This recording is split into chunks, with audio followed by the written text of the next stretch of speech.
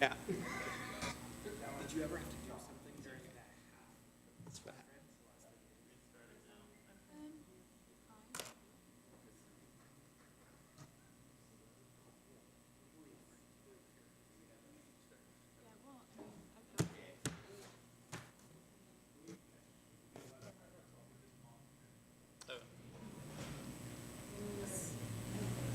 I got it.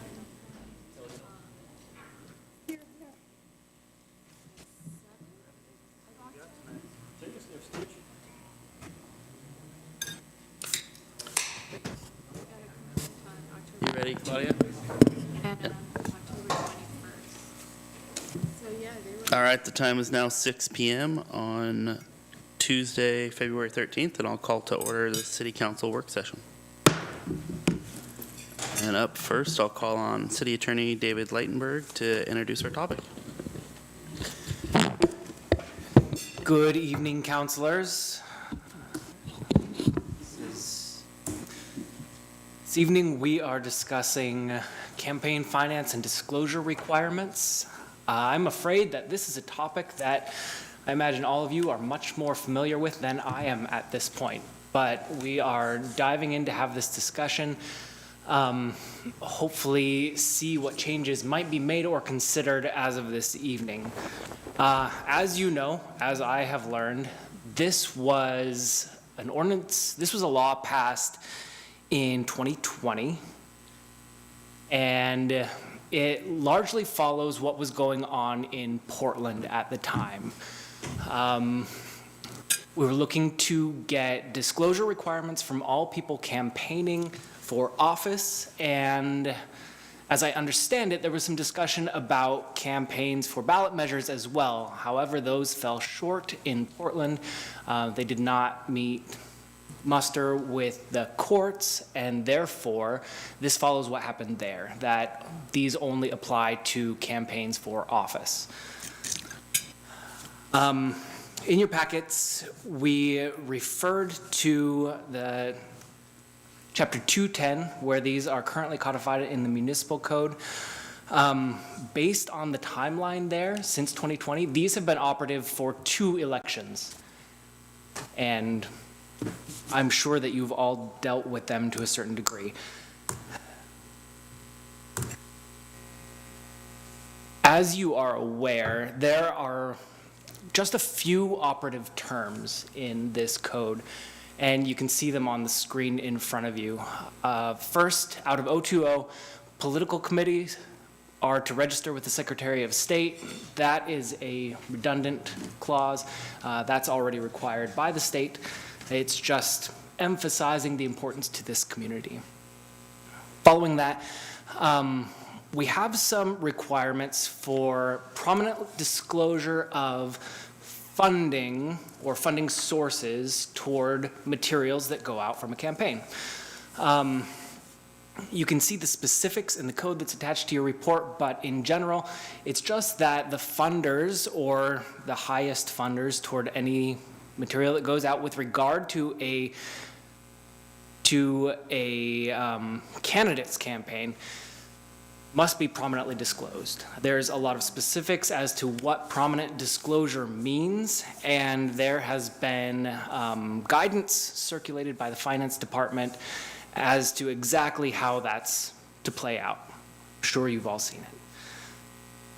In addition to the operative requirements, sort of the, I don't want to say hidden requirement, but the key requirement that doesn't come quite as spelled out is that all these disclosure requirements are required to be accurate within 10 days of the funding sources. So as these are criticized, as people make a complaint about whether they are accurate, the efforts to go back and determine accuracy within a time frame as to funding source is, while not spelled out here, is particularly important to what's going on. The operative part of this law as regards city staff is especially in its enforcement. The big lift here is with the finance department, who has a requirement to investigate any complaints that come in. Those complaints can come in not just from candidates or people involved in the parties, but from anywhere inside or outside the city. The finance director is required to investigate, and you can see there that these are supported by very strict timelines. 2 days to notify all parties, all objects of the complaint, 10 days to accept evidence, and then 10 more days to render determination. What is more is if the complaint comes in within the last 30 days prior to an election, each of those timelines is cut in half. That, of course, ends up being a significant burden for the finance department, specifically the director of finance, and also just being prepared to field those complaints and deal with them appropriately has been something of an issue in the last 2 election cycles as this has operated. One thing to note is if a violation is found, as per the last bullet point here, initially when this code was passed, there was a requirement for a civil fine. That was alleviated so that there's some discretion for the finance director, but still civil fines are the major tool for punishing violations of this code. And that is the extent of my presentation.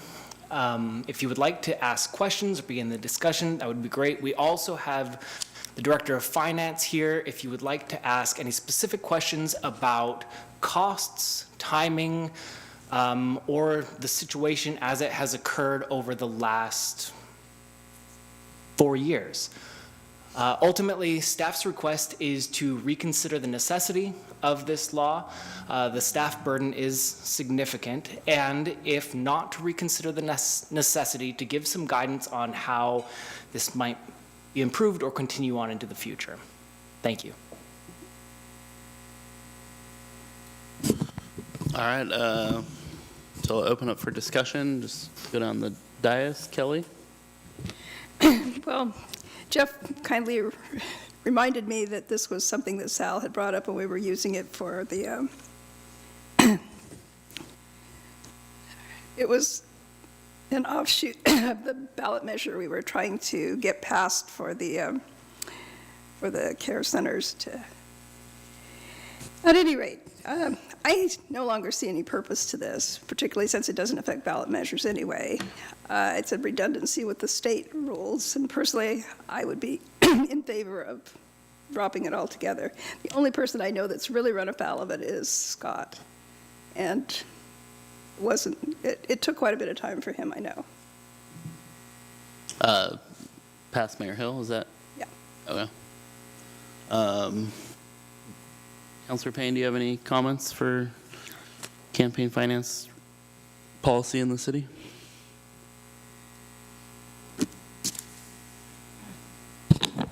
Not at the moment. Okay, thank you. Councilor Chenoweth? Or Councilor Geary? Which one? We can go Councilor Geary. Chenoweth is finishing his thoughts. So just a quick, just sort of an overall question is what's bringing it to us today? Is it just getting ahead of the election season if we want to do anything, or is there? Yes, that's my understanding. There have been some requests to reconsider this, and this gets us in well ahead of election season if a change is to be made. Okay. And then I guess so I'm not terribly motivated to repeal it. I'm open to editing it. I don't have really strong feelings. If you're asking me, that's where I would be. If it was the other way around, adding it now, and there were layers of redundancy in the same way, adding it versus repealing it, I would be equally as blasé.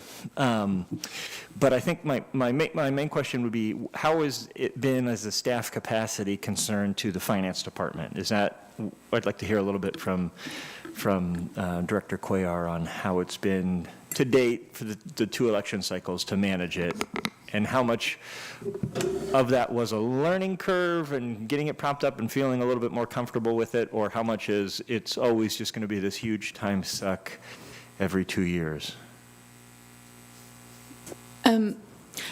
Well, it's,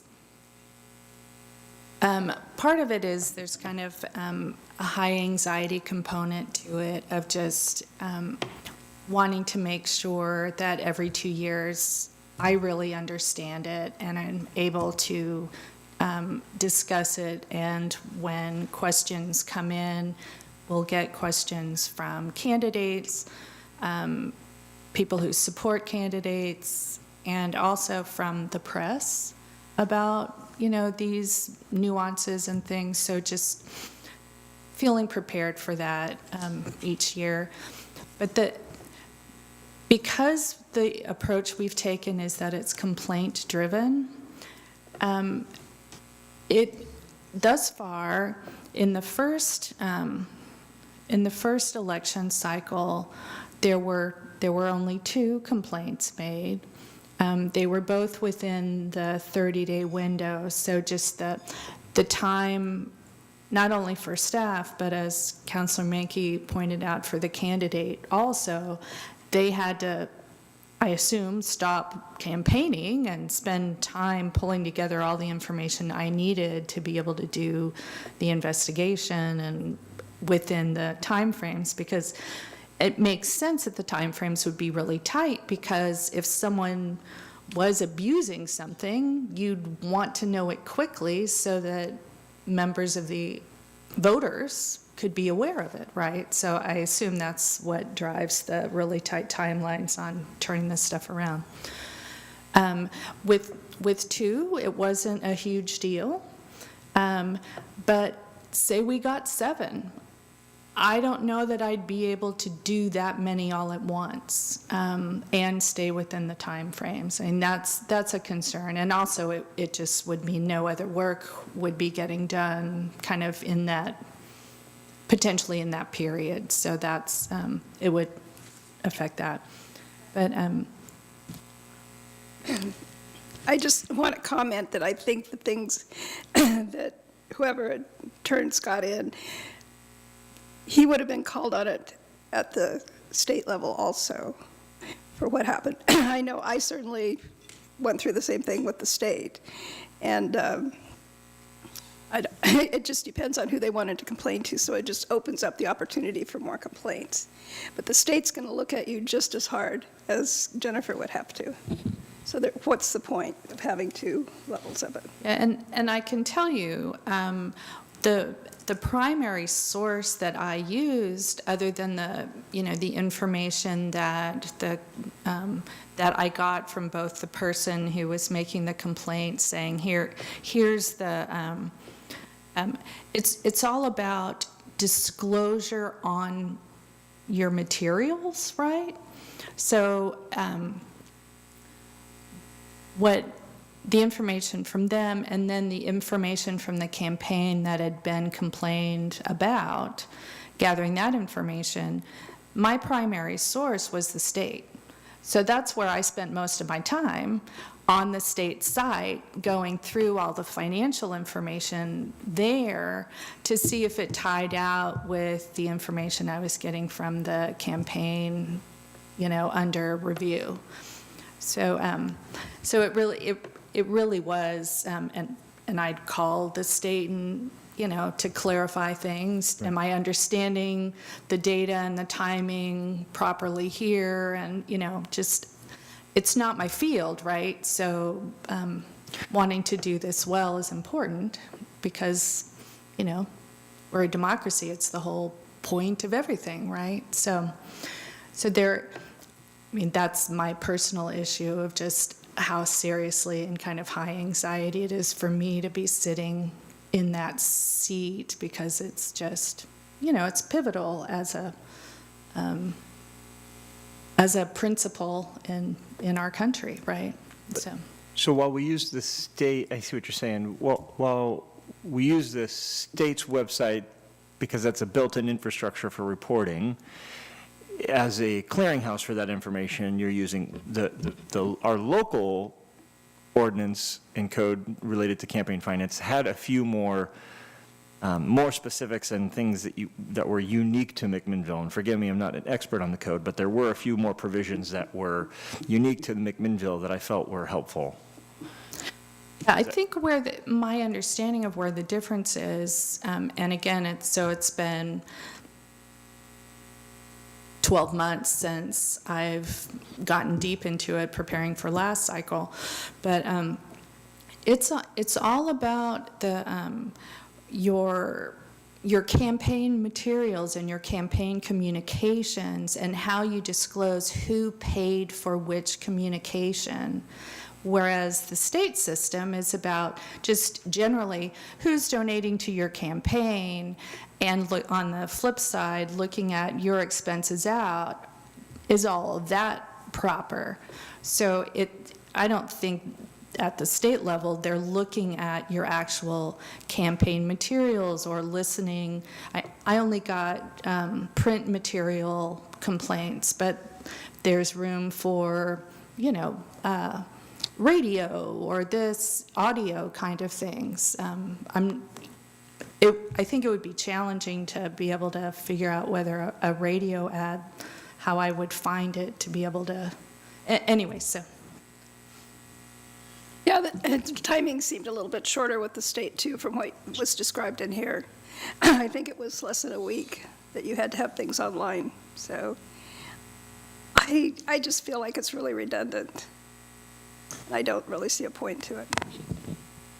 Did you have any thoughts? Couple of questions. My understanding was at the time that this was passed, it was modeled after a Portland ordinance. Is that correct?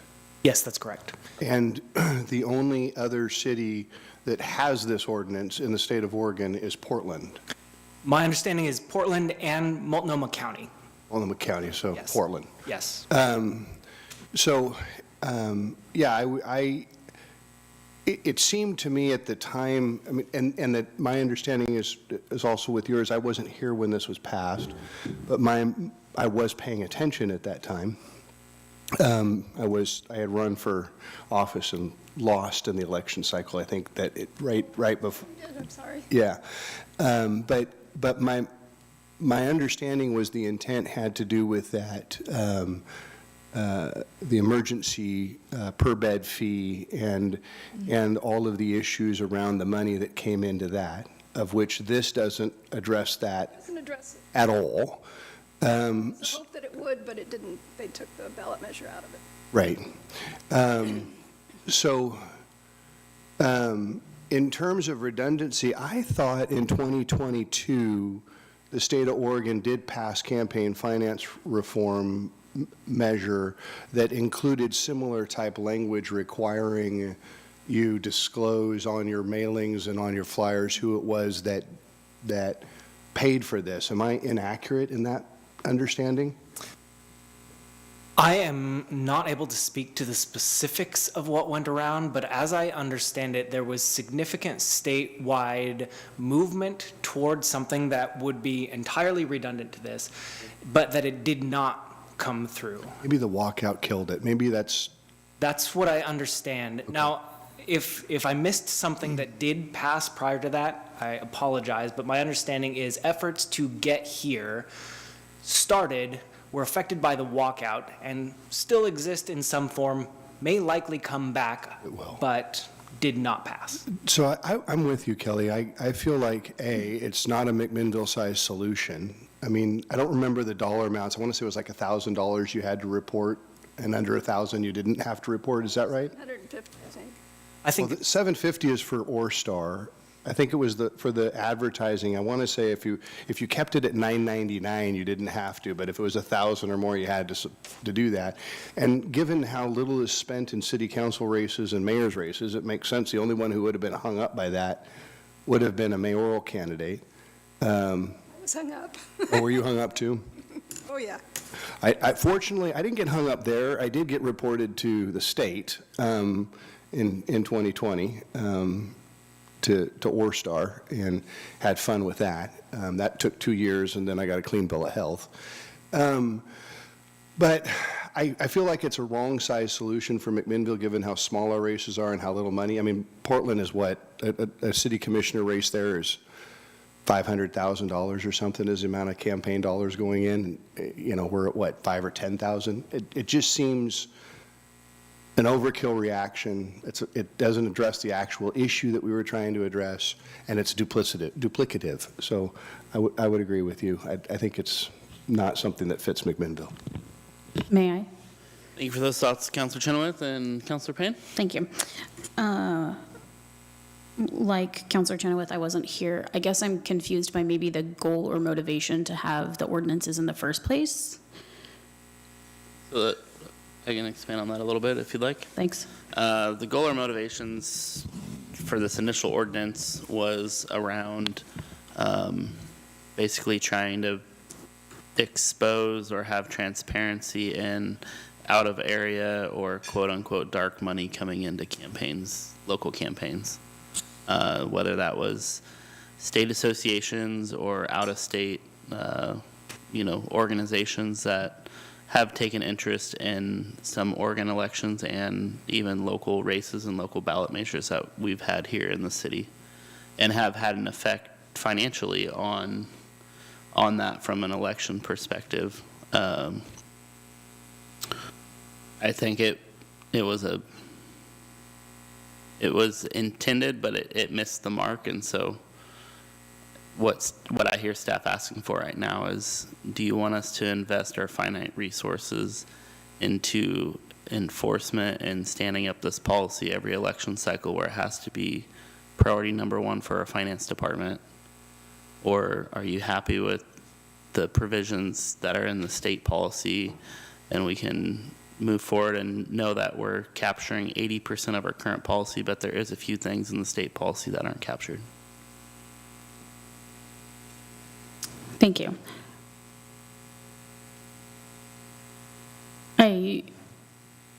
It's hard for this middle ground, right?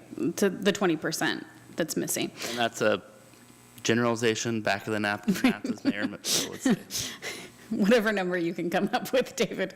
I guess I have questions related to the complaint process as far as from a customer service standpoint, from the complainant,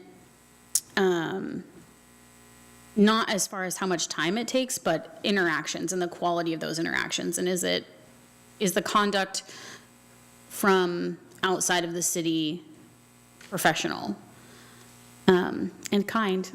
Because if it's resulting in, that somebody's run an election cycle and it's found to be in compliance, then has there been backlash, I guess, is the short question.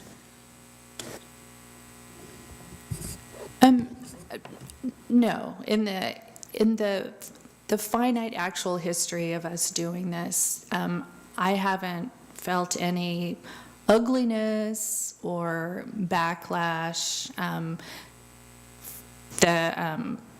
The original complaint wasn't, unhappy, angry kind of thing, nor was the candidate who was being complained about.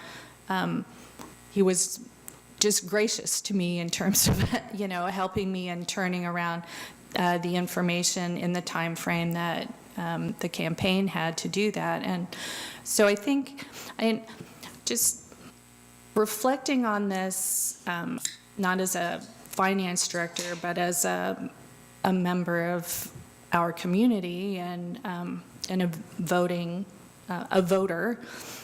I guess my concern is actually, does this put a chill on people wanting to run for office locally? Or I know that every cycle, folks who are new to the council will contact me and want to understand it because they don't want to do anything wrong. They want to do everything right. And so I try to help, but I can't also be their advisor. I can just tell them what the ordinance says and here are the tools, use the tools when you're designing your communication strategy. But so I don't know whether this scares people off or not from running for office, but. Does this policy affect anything? I know it affects how you disclose your finances of your campaign on your printed materials, but does it do anything in regards to the amount of signs you can have or how close they can be to the sidewalk or if they need to be mounted flat on a building, or that all tied into the sign ordinance and not this campaign finance ordinance? Exactly right. That's all separate sign ordinance. And also, I think people's perception is when they hear campaign finance, it must be rules about how large of donations can you take, how much money can you raise, are there limits? This ordinance, it's silent on all of those things. It's really about how you disclose who's paid for the campaign material or advertisement in question. That's what the ordinance is talking about. So I'm finally remembering all of this. So if somebody was being funded by an out-of-state entity, this would disclose it more clearly than anything the state would have done. It'll disclose it on the printed material, but if you have an out-of-area donation to your campaign on OrStar, it highlights it in red. So it's clearly called out on OrStar. Yeah, and for an example, one of my largest donors was my dad, and he's out of state, or not out of state, out of the area.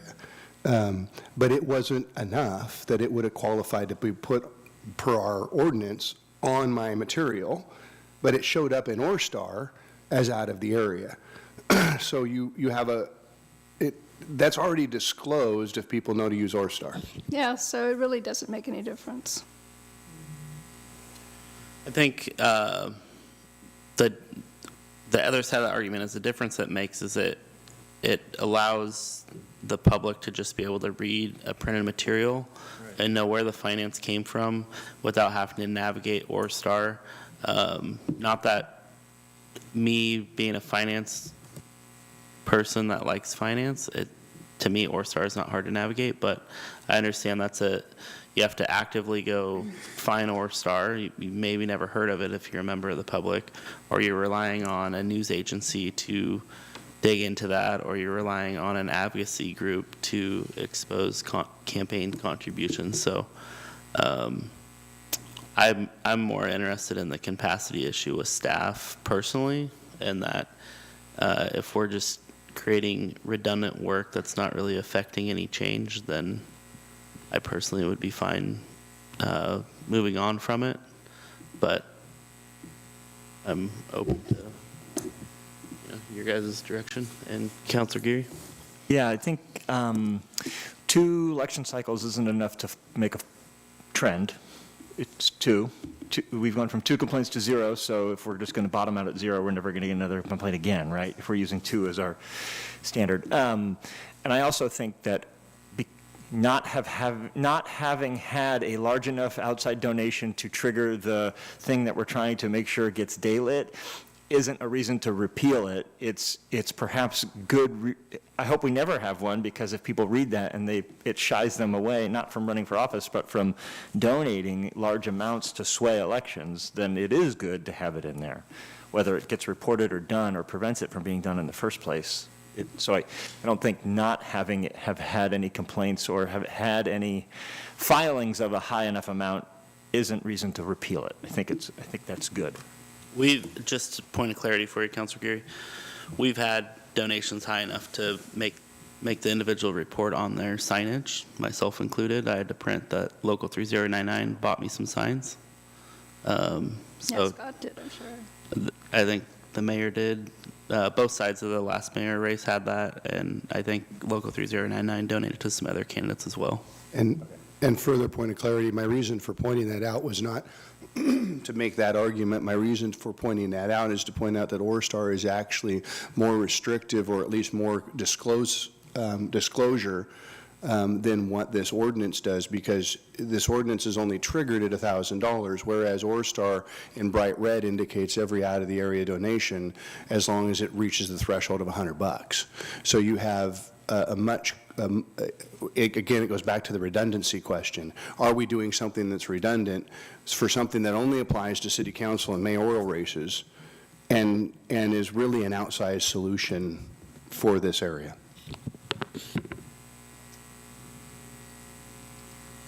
Can you make a motion? So we're in a work session. We're not making any Oh, that's right. decisions I'm sorry. tonight, but I think staff's just looking for general direction of what the appetite is on the dais. We only have, we have most of us here, but the mayor's not here. She's on pre-planned travel, and Sal, who's obviously been passionate about the subject over the years, isn't here as well, and City Recorder Claudia Cisneros. I just wanted to state or see if I can get Councilor Gary's concerns answered. Would it make it feel better if there was a page connecting Orstar on our city website, or like giving more details, if that would maybe, not trying to say sway you, but maybe bring it to light? We typically haven't done that with elections, just because it's already a state agency website. But we can make it more publishable or more active, I guess you can say. I think I think that's a great thing to do if it's just splashing over to the Orstar. And so if people think, oh, I want to check in my local elections, and it just loops them to Orstar, which could be a daunting website. Yeah, I think that makes sense. Yeah, and we can even have our version of the website be in English and in Spanish, and then download all the materials. Even if it is connecting someone to Orstar, maybe they don't want to go to Orstar, but just look at our materials and then help them guide through Orstar. I think that's a great resource. Yeah, and I think that would actually be a solution I would be way more in favor than what we're currently doing. One of the things I said from the get-go when I heard this is that I think it would make more sense to be putting on all the flyers the Orstar address, so that you could look it up rather than calling out specific people. Let the people go look and see all the donations behind that flyer rather than just the top tier donations behind that flyer. So I would be supportive of that as a solution as well. What other three-point shots are you sitting on over there, dude? That was great. That was a great idea. I think as far as staff direction goes, I think as being good steward, like in an effort, I understand and appreciate the desire to request more transparency and that be published, maybe more readily than a link or something like that.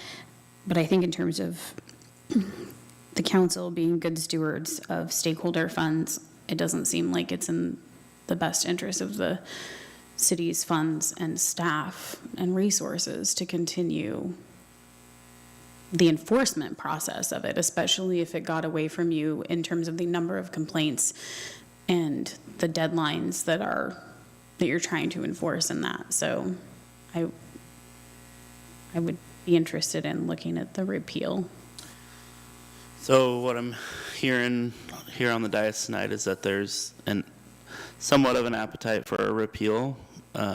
You might bring that before us, and it might go to a tiebreaker, or it might get voted down, and we still have this ordinance. But I think there's definitely enough traction up here to bring the ordinance back in a council meeting and give us the opportunity to vote on removing it. That is the direction we will go. Thank you all very much. Thank you. All right, and anything else for good of the order of the work session? All right, I will adjourn our work session at 6:34 p.m. and we'll convene city council at 7 p.m.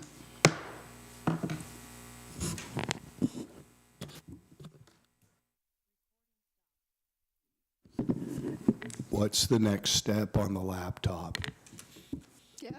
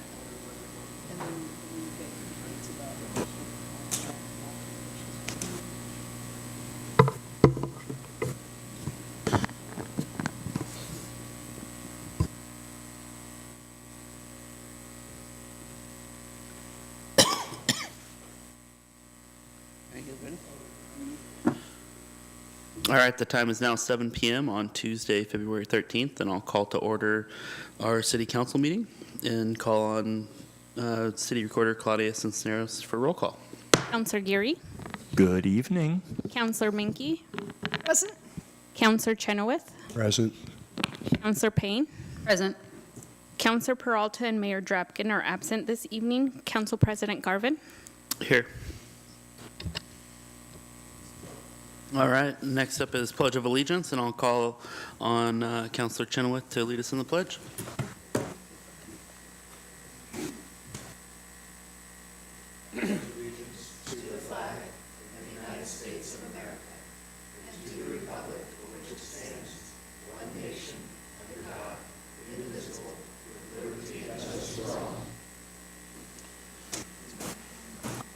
Thank you for that, Counselor. That takes us to our public comment period. Comments from community members. This is a time for any interested audience members are invited to provide comments, and any comments provided that require some type of follow-up will be assigned as staff member. Anyone may speak on any topic other than a matter in litigation, a quasi-judicial land use matter, or a matter scheduled for a public hearing, which we do have a public hearing tonight, or a public hearing at a future date. And comments will be limited to 3 minutes per person for a total of 30 minutes. If you wish to speak, please use the raise your hand feature on Zoom and request to speak, and our city recorder will unmute you when that time comes. Once you are unmuted, please announce your name and make sure your mic is unmuted. You may also send a chat directly to the city recorder, and we will announce your name. Claudia, do we have any requests for comment tonight by community members? Yes. Scott Thorkinson. That was really close pronunciation. I'll give you All right. Scott Thorkelson. And off memory, you're Fastenal, correct? I used to be at Fastenal. Okay. But now I'm with Big Box Returns, owner-operator on Lafayette Avenue. Gotcha. Okay. But what I'm here to talk about is electric vehicle charging stations, specifically level 3, specifically high wattage.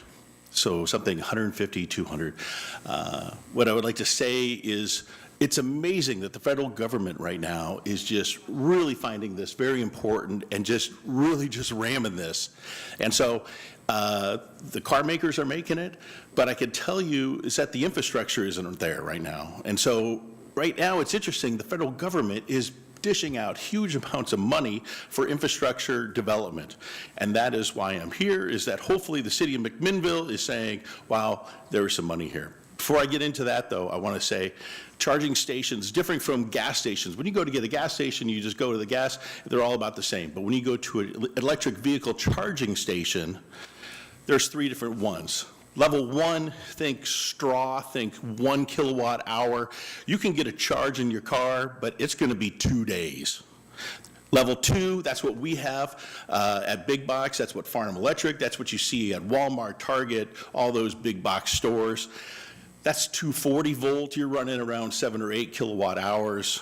You can get a full charge in 4 hours. But no one wants to get a fill in 4 hours. No one, America isn't ready for that.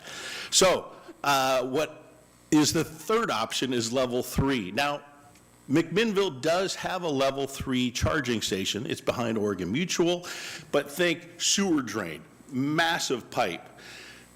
In that pipe, it's how fast that electricity is rolling. Now, the slowest is 50 kilowatt, and that is what Oregon Mutual has. But everyone has heard of the Tesla superchargers, and those are running at 150, 200, 250 kilowatt. That is what I am petitioning that the city of McMinnville gets excited about and asks the federal government to install. But unfortunately, you're looking at a 440 volt.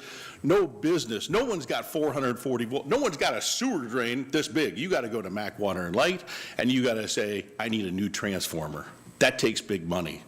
So just like Big Box got a new level 2 charger because of these small urban and rural carbon reduction project, that is exactly what I'm hoping City of McMinnville is going for. That is a 90% paid from the federal government, 10% by the city or the county. So I went back and looked last year and saw who was on there. And I saw little Port of Toledo. They were awarded a contract. They went out and said, I want 4 electric vehicle trucks, I want a couple level 2 chargers, and I want a couple level 3 chargers at high kilowatt. Can I keep talking? I'm really close. And they got awarded, and I would like to say, if Port of Toledo can do it, so can the City of McMinnville. Thank you, Scott. I would let you know that Visit McMinnville has been working with a few different avenues to bring chargers. There's actually an avenue right now to bring chargers up and down 99W from Tiger down to McMinnville, because it is a charging desert, as they call it.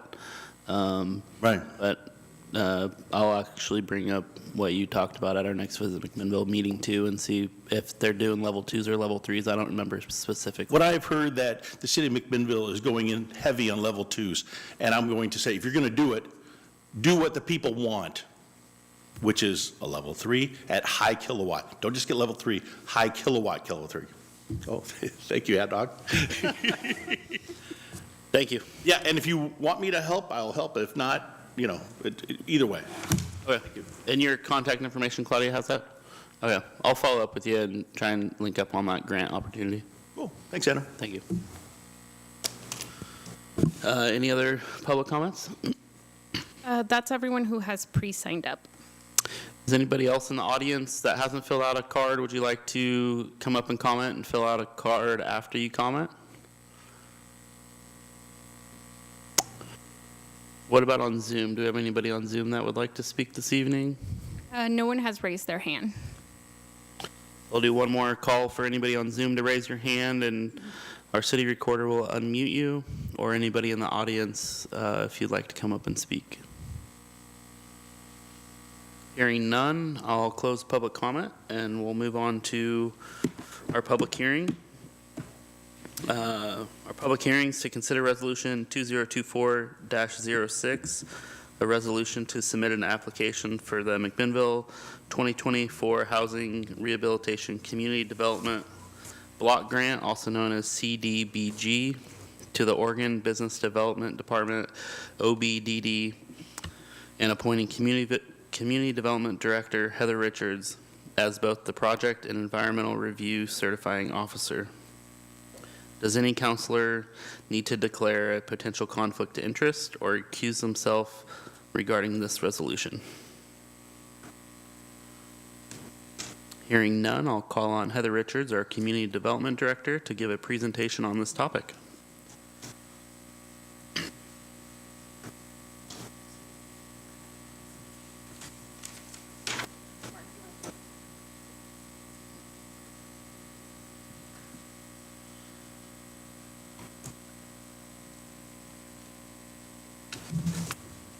Good evening, Council President and Councilors. My name is Heather Richards, Community Development Director for the City of McMinnville, and with me I have Mark Irving.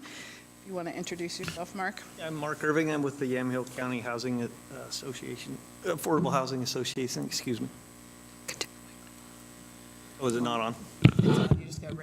We just can't hear you unless you're really close to it. Okay. I'm Mark Irving. I'm with the Housing Authority of Yamhill County and the Yamhill County Housing, Affordable Housing Corporation. We came to you in November and gave you a presentation on our interest in applying for a community development block grant for $500,000 for a McMinnville Housing Rehabilitation Program. We've done this program in McMinnville twice now, in 2014 and 2019, and we're able to help 77 households with grants that for their homes that provided either immediate safety or accessibility, so that families could stay in their homes and not be displaced from those homes. So this is a critical affordable housing program for us. We partner with the Yamhill County Affordable Housing Corporation. We commonly refer that as YCAHC, and their agent is the Housing Authority of Yamhill County. So they've been doing this program since 1980, and they alternate between Newburgh and McMinnville in terms of applying for CDBG funds to deploy into those primary communities, and then also within the county as a whole. So typically, if the cities are applying for the grant, this is a grant through the State Community Development Block Grant Program. It is a competitive program, and municipal jurisdictions are applying for it. The municipal jurisdiction applies for the grant, and the grant comes into that city. We work primarily on the need within that city, but also if there's funds and availability and need outside the city, we're deploying those funds into our neighboring jurisdictions as well. This is a public hearing so that you can take comment on the intent of the city to apply for this grant. What you're looking at consideration is the direction to, one, submit the application for the $500,000 grant, and two, to appoint myself, the Community Development Director, as both the project and environmental review certifying officer. I serve that role for our 2019 program. The program lasts 2 years. Typically, we're working with our partner and reviewing the grant applications as they come in, and then also the disbursement of the grant funds for the project. We're required to hold this public hearing. We noticed this public hearing in our local newspaper. We noticed it both in English and Spanish, so that we could get the word out to our community as a whole. We have 123 households on a waiting list. Has that grown? It has grown. Yeah, I suspected it had grown. We had 123 households on the waiting list in November when we gave the presentation to you. That then went into the newspaper as an article, and I think that generated more interest in the program. Yeah, we went from a total of 180 countywide to a total of 230 countywide, and then 180 from McMinnville.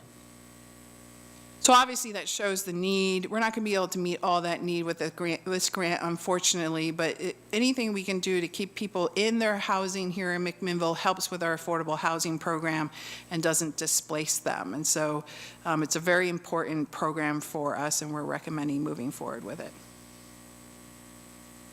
So with that, we encourage you to host the public hearing and then consider the resolution 2024-06 later in your agenda. Thank you. Does any counselor have any questions for staff at this time? I do. You do? Can I? Yeah. Thank you. I just have to figure out where I wrote it down now. Sorry. So thank you for offering that rehabilitation is specific for health, safety, and accessibility. I appreciate that clarification. Just kind of a follow-up question along those lines is there a specific goal for the funds to rehabilitate more homes or prioritize the need, I guess? Like, how does somebody get off the wait list when you have 123, I think I read 123 people on the wait list, and I imagine you're going to end up doing somewhere in the neighborhood of 77, save the cost of equipment and repairs and construction and everything going up. And just to clarify, we had 123 in November. We now have 180 on the wait list in McMinnville, and we did 77 over two grant periods, so bringing in close to $1 million did the 77 projects. We only typically do with 500,000. 30 to 40. And with the cost of construction and labor Right. and the same funds available, unfortunately, the number goes down a little bit, or we bring back the amount that each family has available to them, which sometimes defeats that purpose. Are these pass-through funds from Oregon Housing Community Services that go through the Housing Authority of Yamhill County? No, so they're from Business Oregon. Business Oregon runs the Community Development Block Grant Program for the state of Oregon. It comes to the city of McMinnville, so we're the grant recipient. That we then have a sub-grantee agreement with YCAHC to administer the program. Thank you. So then the Housing Authority or YCAHC is the one that chooses the recipient? Yes, and we qualify them on a needs basis. There's really, it's a 4-tier process to decide, to determine who is most deserving, for lack of a better term, or most in need. The 180 applicants, good luck. But We do it every day. Yeah, it Thank you. gets to be something that you can size up. And a lot of people get on the wait list, and we evaluate their need, their finances, their assets, and determine that maybe there's other ways to find help for them. And we offer them 4 or 5 different opportunities through different loans and maybe grants. So we don't just leave them, we don't just knock them off the edge. We counsel them how to potentially get additional funds elsewhere. This is one tool in the toolkit that the YCHC uses to service the needs. Okay, great, thank you. To further answer your question, Counselor, the YCAHC has a board of directors. The board of directors, if there's a policy change in terms of how this program is managed or administered by the staff, that comes to the board of directors and we review it. So there's and I serve on the board representing the city of McMinnville. And over the years, we've had discussions about, based on the types of needs we were seeing and the immediate safety issues, did we need to raise the maximum grant allocation? So we've done that. We've also looked at how to prioritize based on income levels. So this is serving low and moderate income households. And if you remember from our presentation we gave in November, most of it is in the extremely low and low income households. Any other questions from council? I have one, but Yep. I think I asked this before. What's the maximum grant per individual or per household? Right now, the one that we're closing out in Newburgh was 15,000. Okay, thank you. Any other questions? So I have a few. I believe last time we did it with McMinnville, there was a focus on manufactured homes. Is there going to be a focus on a certain housing type, or is a focus on a certain need like roofs? Or I don't think 15,000 is buying many roofs these days, but windows, or I know you guys have done various focus points over the years. So Yeah, it'll be, again, it's a process that we go through based on disability, age, number of occupants in the household, the urgency of the repair. Literally somebody that, has a marginal roof, but it can be fixed, and somebody else has a broken down deck and needs a ramp, they probably go first. yeah. So there's one thing that I do enjoy about the program, the way it's structured right now, is there's a lot of logic involved. Awesome. We have, to answer the other part of your question, previously was limited to manufactured homes. We have decided as a board this year with the McMinnville, I can't recall if we did it with Newburgh as well, but to open it up to all housing types and really focus on the income levels and the need. Awesome. Thank you for that. Next question is for you, Heather, and your team. Capacity-wise, looking back to this last time it came through the city, what does it do for, eating up FTE time and your work plan and things like that? So I may say something that I haven't shared with my boss, but there are some programs which maybe we don't have the capacity for, but we really see the need to support, and I see those as my volunteer efforts on evenings and weekends when I'm putting in those extra hours to get these programs out the door. So I haven't calculated how much it is in terms of an FTE to support it. What we do with our team is we review it. I review everything that comes in terms of the grant itself and the approval process. Our building official is also participating in this program on his time as well, in terms of working with the YCAHC to ensure that whatever is coming through as a project meets the building codes, has the right certified, contractor for it. We want to make sure that we're supporting it in the best way that we can. And we don't, we have had in the past, and our recommendation is to move forward in the same way. We have not identified a percentage of the administrative cost that's allowed for this program for the city, because we want to make sure as much money gets into the need as possible. Okay, thank you for that answer. And that's the rest of my questions. Councilor Chenoweth, I just want to make a comment. Thank you for what you're doing on your own time, and thank you to the other member of your team that's doing this on their own time. Yeah, I mean, it's in our role as employees of the city of McMinnville, but I get it, but thank you. all right, any other questions for staff before we open it up for testimony? All right, thank you to you both, and now we'll open it up for public testimony. Each person that chooses to testify is allowed 3 minutes for their testimony. There will be a timer on the screen, just like during our public comment period. We'll start with people that were signed up in advance to testify. Please remember to include your name and city you live in for the record.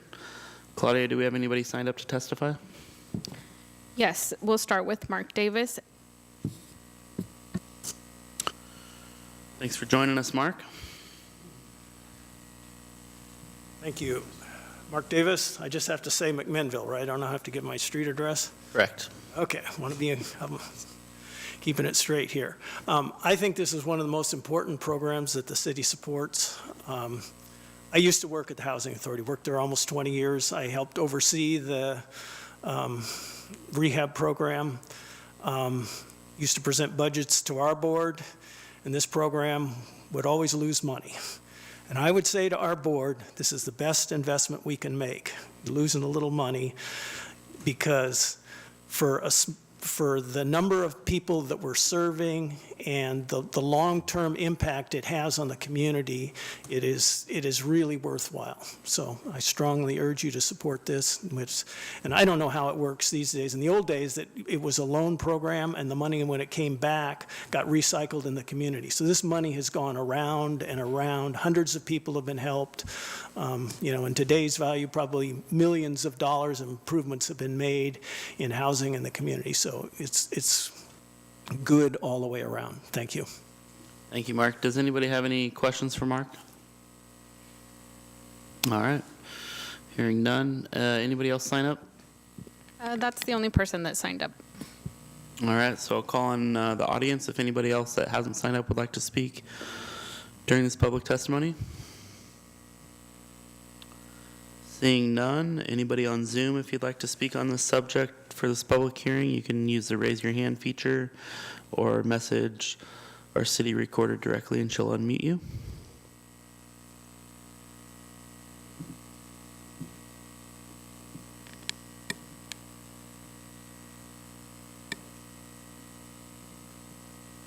No one has raised their hand. All right, with nobody else wishing to speak, that'll conclude our public testimony for this evening. Does staff have anything they would like to add to the record at this time, or does City Council have any additional questions for city staff? The only thing I would add to the record at this time, when you get to the agenda item for the resolution, we do have an amended resolution for you. There were some typos found in the And the amended one is the one that's on our dais tonight? yeah, I guess it's been passed out, yes. And the packet online has been changed to reflect it. Not yet. It'll be Okay. reflected tomorrow. Okay. Okay, thank you for that. Last call for any questions of staff? All right, hearing none, I'll now close the public hearing. And that takes us to advice and information items from counselors on committees and board assignments. I'll start with Councilor Chenoweth. The Historic Landmarks Committee met, and we had a incredible training that we went through. actually two of them, one by Shippo, and then the other one, I don't even remember who did the other one, but it was on this hearing process and our responsibilities and what we should be doing. And I learned a ton. And I've gone through a couple of these. I encouraged Heather that we should really have that as a work session for us one of these days in the very near future, because it was really, really, really well done. And I would be challenged and be surprised if everyone didn't learn on this dais a little bit more about our responsibilities. As we well know, I've learned the hard way, and now I just learned the easier way, what those responsibilities should be. That's my report. Councilor Chenoweth, Councilor Gary? Thank you. Water bottle in my way. The DEIAC met, and the main things there was we heard just information presented to the group, DEIAC, just information provided on the Fox Ridge Road area master plan, and then met on an introductory basis the consultant who will be doing the work on the assessment tool, departmental assessment tool. Those two items took up a bulk of the discussion, so going to get exciting as we get to work on the assessment tool there with the consultant. Affordable housing, I can let Councilor Menke give another more of an update if need be, but some routine things, selection of chair and vice chair happened. We moved forward the density bonus and small lot allowance work that Tom and Heather have put in on that to the Planning Commission for discussion and review. That will ultimately make its way back up here, and then kind of talked and forwarded on the work plan for review. Yeah? Did you? Oh. And then had a good meeting of the Stormwater Utility Public Advisory Committee today, so fresh out of that. And in that one, where's those notes? That had a heavy policy discussion. They presented, that was our third meeting. They presented sort of the basis for the decision-making. In the next meeting, they presented, or sort of demonstrated the need in the first meeting. The second meeting, they went through a lot of math and analysis on how you generate stormwater rates, if that's the way we want to go.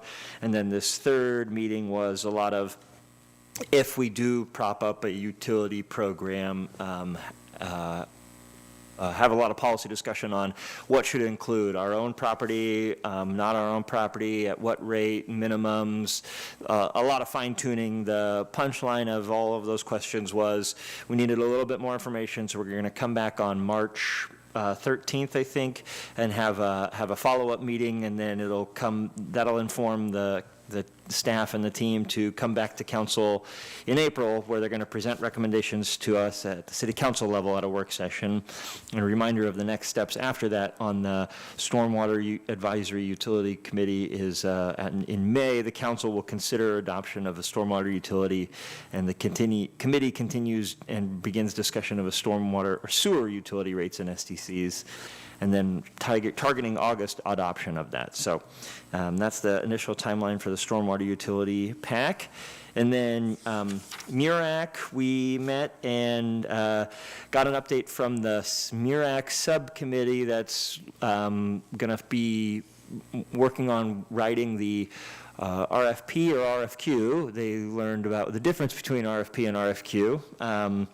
Because letters matter, and then they had a really interesting discussion with the City of Independence, where the city manager, was it the city manager? People involved with the City of Independence, that redevelopment project there along the waterfront, they came and talked and gave a good lessons learned, and so they did a lot of groundwork on learning what and how to put in for that RFP for a city of our size to do a development project of this size, to try and get more out of the developer for what we want and figure out what we want, but not write something so small that nobody can pass through that. So potentially also floated an exciting idea of sort of having a few pre-meetings with developers to better understand before we write that RFP, what to include, what to not include, what to ask for, what to not ask for.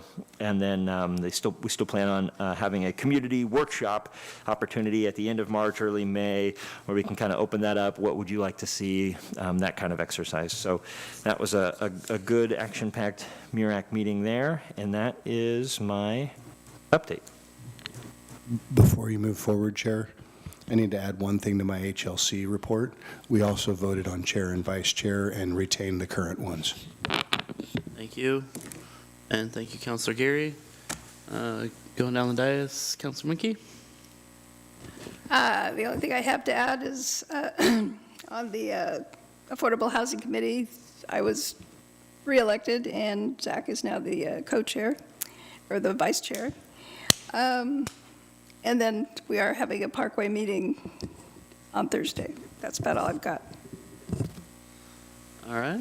And Councilor Payne? Thank you. Landscape Review met last week and had very hefty discussion on 2 different parking lot plans. One for the Empower site off Booth Bend, and then the other for U-Haul company across from, well, near Kramer's. My map in my brain's not working right now. And there were a lot of kind of barriers with those things kind of being along the highway and with the Bonneville Power Administration power lines and things. So it was really good discussion. Ultimately, both were approved with conditions, and then due to the length of those meetings, I missed the tree removal. That is all. All right. Councilor Geary has something to add. MURAC had a second commitment meeting that I forgot to report on, so I'll report on that now, and Councilor Menke was there. But the 3rd Street Improvement Project had another meeting, and a bulk of that was spent on the decision matrix and decision tree of how existing trees will be assessed and preserved or replaced, and the pre-decision on that of where it is, if it's alive or not, if it's in the way of critical infrastructure or not, if it's in the way of the design or not, and are there ways we can alleviate that or not, and if it needs to be removed or not, and then replanting. And then another discussion of how we navigate those existing trees during the construction process. So as excavators get going and you disturb all that, what is the decision process for making decisions in the field quickly on how to keep, preserve, or remove trees, and if there is any other element to trees getting taken out that weren't supposed to be taken out, how to fix that or cure those. So there was a really good discussion related to the trees downtown on the 3rd Street Improvement Plan. And then another discussion around funding and potential timeline on all that and how it dovetails with all the things that we have to fund. So, thank you. Thank you, Zach. So the mayor's out of town on some pre-planned travel for the week. She's over at Harvard working on a project for that RFP for the RB Rubber project and she's partnered on that with our city manager and community development director. Sal had an excused absence. We also had a couple public comments submitted in our packet, so make sure you've read both of those. As far as my committee assignments, we had a YCOM meeting today, pretty at length report there, and didn't really get into budget, but established a meeting schedule, so we have our meeting scheduled throughout the year now, and we'll have our budget meetings in May, much like we do here at council. I don't foresee anything out of the normal as far as rates go with that, but we didn't do a deep dive into that, just knowing what's coming for funding from the 911 fees and where we stand budgetarily. I don't see anything jumping out at me.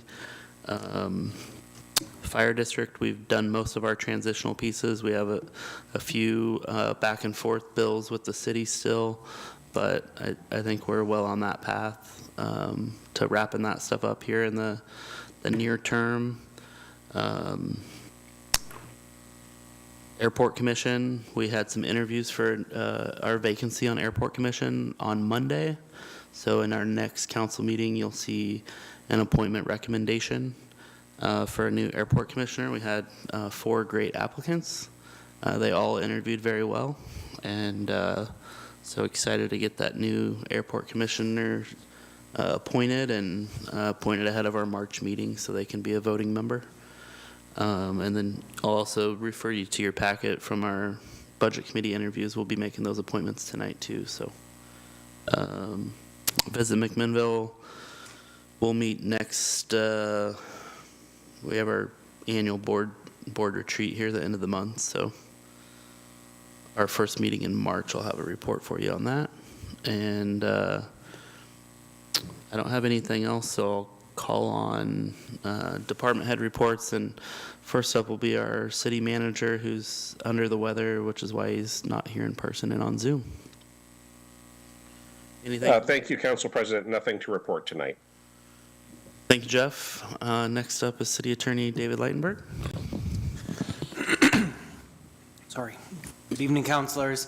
All I wanted to add is a reminder that staff is preparing for next week, Wednesday, where we have a long work session dealing with education and discussion surrounding the history and structures of homelessness and camping policies in the city.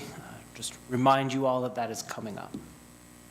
Thank you, David. And Community Development Director Heather Richards. Yes, thank you. A couple things to report. I wanted to let you know that today, this morning, the State House Committee on Homelessness and Housing passed our bill, House Bill 4134, out of committee to the Joint Ways and Means Committee. And it was a unanimous vote. That's a pretty critical step because it's a short session. We need to get things through and on to the next step as quickly as possible. Representative Elmer and her team have done a great job of garnering support for that bill from all the different interest groups and from many different representatives and senators at the state on both sides of the aisle. So it has support across the board, and we're excited to see that.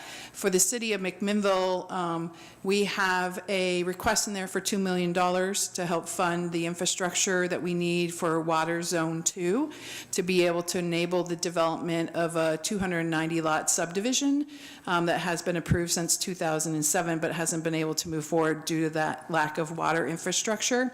What's unique about this bill is that what the bill does is it provides state funding as a direct allocation to cities, and then the cities enter into development agreements with the developers. It's for infrastructure costs that are stopgap costs preventing housing projects from moving forward. So that example of McMinnville is a great example of that.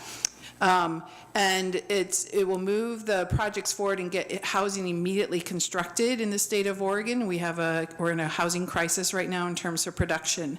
The other very unique thing about it, which is really important to the city of McMinnville, and we were the ones that approached Representative Elmer to see if she would sponsor this bill, is that to receive the funds, the developer has to agree to set aside 30% of the housing units built to service households making 130% of area median income or less.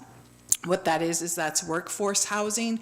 And what we've learned is around the state of Oregon, that is the type of housing that we are seeing the least amount of production in. So people are either building subsidized, and that's market rate housing. So we're seeing built subsidized housing because there's programs to support that, and we're seeing higher end housing because of the lack of supply, that's where the margins are, but we are not seeing the workforce housing, and we're hearing from our businesses, our critical businesses in terms of the hospital and schools and firefighters and public safety and all sorts of others across the state of Oregon in the smaller cities like McMinnville that we're struggling to recruit and retain employees because they cannot find housing.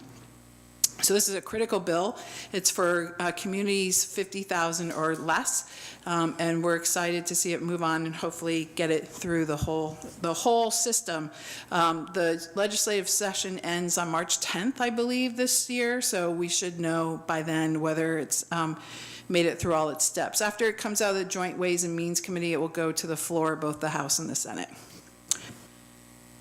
We also got a lot of letters of support from community members within McMinnville. So I want to thank everyone for that, and then encourage them to write those same letters to the Joint Ways and Means Committee as well as it goes into a public hearing there. I also wanted to share with you that we have a work session with City Council planned in the MURAC for the discussion of the 3rd Street Improvement Project on February 27th to bring you where we're at in that project in terms of all the hard work that the Project Advisory Committee that Councilor Geary was talking about and what they've been doing and the next steps for that. And then we've been filling some vacancies in the planning department. One of our new hires came from our planning commission. And so now we have an opening there, and I want to encourage people to apply for that position. It's an at-large position. So it's one of our 2 at-large positions, which means it's not ward restricted. We're currently accepting applications. So if anybody's interested, please contact me or a team member in my office, and we'll get you an application. The planning commission is able to really make impactful decisions for McMinnville in terms of the built environment and what gets built here. So if you're interested in that, we would love to have you participate on that committee. I think Councilor Minke has a question for you. Yeah, I'm just curious. I think it's fabulous. It's about the $2 million potential grant that we may get.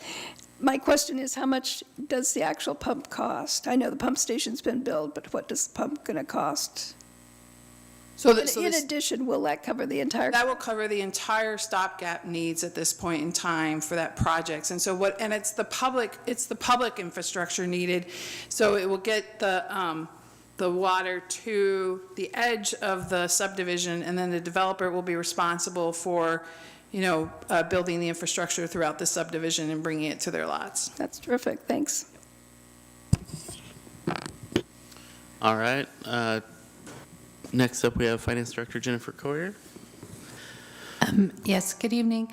I will be coming to you shortly to talk about where we're at with our Comcast franchise renewal.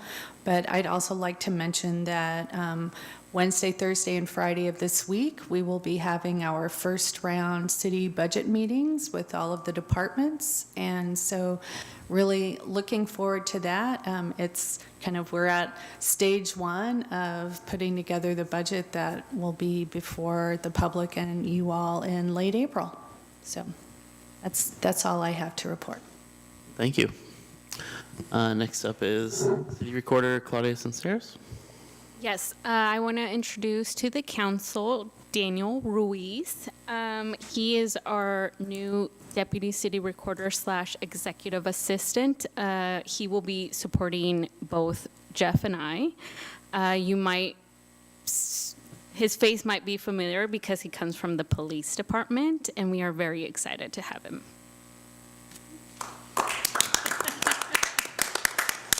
Welcome. Would you like to say a few words? All right. I don't think we have anybody else on Zoom besides Jeff. So we'll send it back over to Jennifer and look for an update on our cable franchise renewal update. Great. Thank you so much. I want to mention that our attorney, Nancy Werner, is on Zoom, and I'll be handing it over to her once I frame this up. And to not put her on the spot, but our Samantha from Comcast is here, who Nancy and I have been talking with over the last year or so about the franchise agreement. So anyhow, what you've got in your council packet is kind of a summary of where we're at. And so there's a timeline of kind of the major steps that we've been through over, at this point, I think we're in maybe month 14 or 15 of looking at this renewal project. We also in here described that Comcast made a recommendation that we put together a more detailed public education and governmental PEG capital plan. And so I've been working with Kyle over at MCM to put together some more detailed numbers in that area. And then there's some just basic information of kind of the trend lines, both of the franchise fees themselves and also the revenue that's generated to support the capital needs of our community television, community cable access television. And so then you've got the memo from Nancy, and I'll hand it over to her to go over the main points of where we are on the large questions that are part of the negotiation process. And then we're available for questions, discussion, that kind of thing. So, Nancy, you ready? Thank you, Jennifer. Good evening, council. Thank you for having me. As I've said before, sorry I'm not there in person, but I appreciate the opportunity to be there by Zoom. As Jennifer said, we have been negotiating with Comcast for over a year now. We have been negotiating in what's called the informal process under federal law. There's a formal process that the federal law sets out that we can follow that has specific timelines and processes, and we have not been following those in the hopes of doing this informally, which is the way that cable franchise negotiations typically get done. And the formal process is really reserved for when there's an impasse, and we're really hoping we don't get there. We have been making progress with Comcast, but there are still some outstanding issues. And so, as Jennifer said, I just want to update you on a few of the policy issues that we are really working on with Comcast. Jennifer mentioned one of them, which is the PEG capital fee. This is the amount that the Federal Cable Act allows the city to require Comcast to pay to support the PEG capital needs, so capital costs related to the PEG channel. So it's money that goes to MCM to support their capital costs. As Jennifer said, there's information on your packet that shows kind of what some of the projections are, what revenue is coming in and how it has been declining. And what we learned from MCM at the outset of this process is that the PEG capital fee that was included in the 2013 franchise agreement didn't cover all of their costs for the franchise term. So they've spent more in PEG capital over the franchise term than they took in over the last decade or so. So we're really trying to make sure that doesn't happen again and that the PEG capital fee actually covers the capital costs. So far, in looking at the decline, what we discovered is that there's probably a better way to calculate what that fee should be, and we think it should be based on gross revenue instead of subscribers. The current fee is based on the number of subscribers Comcast has. The revenue-based model looks like it'll be more sustainable. And Comcast has tentatively agreed to switch to a revenue-based model, but we have not yet been able to reach an agreement on what the percentage of revenue will be.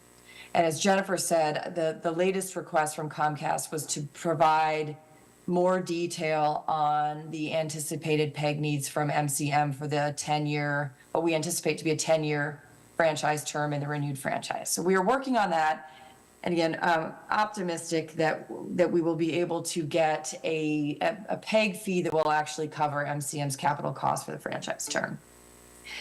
One of the other issues is the extension of the cable system. This is the requirement that Comcast provides service or access to service to every resident in the city. Federal law requires that. It requires Comcast to build out to every resident in the city, but we have to give them a reasonable time to do it. Once we've given them a reasonable time, it's at their cost. What Comcast is asking is for a term that is in the current franchise that would allow them to push some of those extension costs onto subscribers if the new subdivision or the newly annexed area doesn't have more than a certain number of subscribers per quarter mile.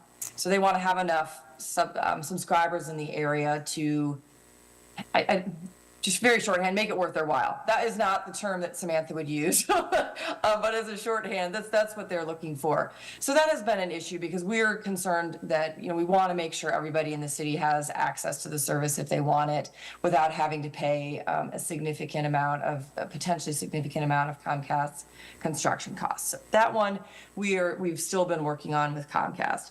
And finally, service to public buildings. It's long been a term in many franchise agreements across the country. In fact, every agreement I've ever seen, that the cable company will provide free cable service to public buildings. So city halls, schools, libraries, that kind of stuff, police, fire. And Comcast is willing to agree to continue to do that, but only to the buildings that it is currently serving. It has adopted a policy of not wanting to include new buildings. So if the city were to open a new facility during the franchise term, Comcast does not want to have to provide the free basic service to that building.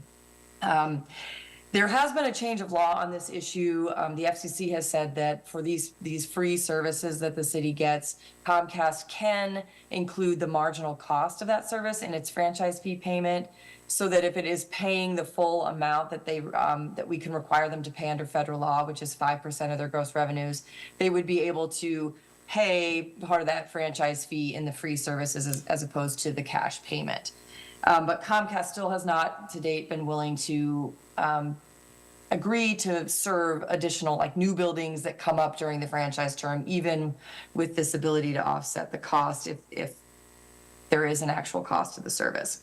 So those are the three kind of big issues. There are a number of other issues, as I noted at the end of the memo.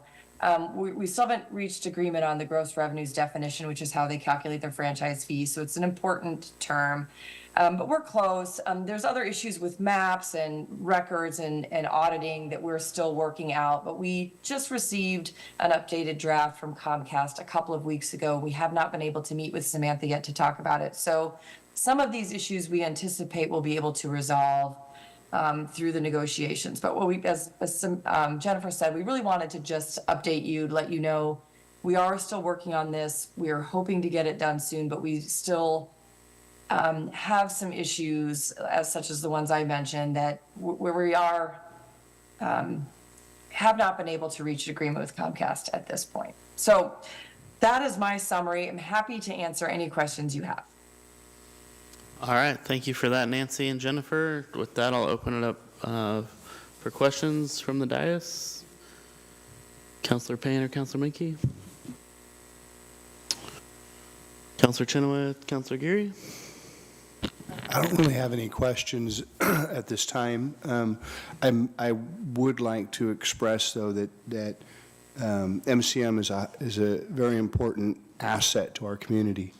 And I want to make sure that in this process, we are, we need to not have a repeat of what happened the last 10 years.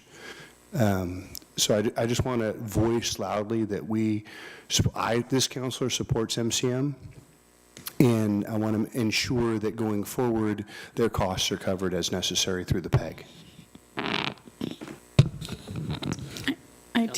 Thank you. I too don't really have any questions, but more statements, just more along the lines of like grassroots efforts from community members, constituents, stakeholders, that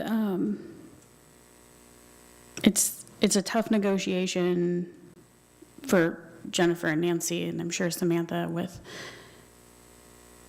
just under traditional circumstances, but the feedback that I hear from a lot of our stakeholders is, a lot that's still subscribed to cable services is, aged lines and a disconnection and service outages. I don't know what the tree trimming requirements are. I guess that's a question. But 1% is, I agree with Councilor Chenoweth that it's insufficient to sustain a service and program that's really dear to our community and has a tremendous value. Thank you. Anything else from councilors? Nancy, I have a question. You mentioned that Comcast, what I would deem at the 11th hour after their second extension had already expired, the rabbit they pulled out of the hat is they want a more detailed explanation of their PEG, and basically asking MCM to do a 10-year forecast of their capital needs. Infrastructure fails all the time, so I don't know how you're going to budget for something that's going to fail in 9 years. So is this really just a stall tactic by Comcast, or does it have any merit? You know, I'm not going to say that it's a stall tactic. It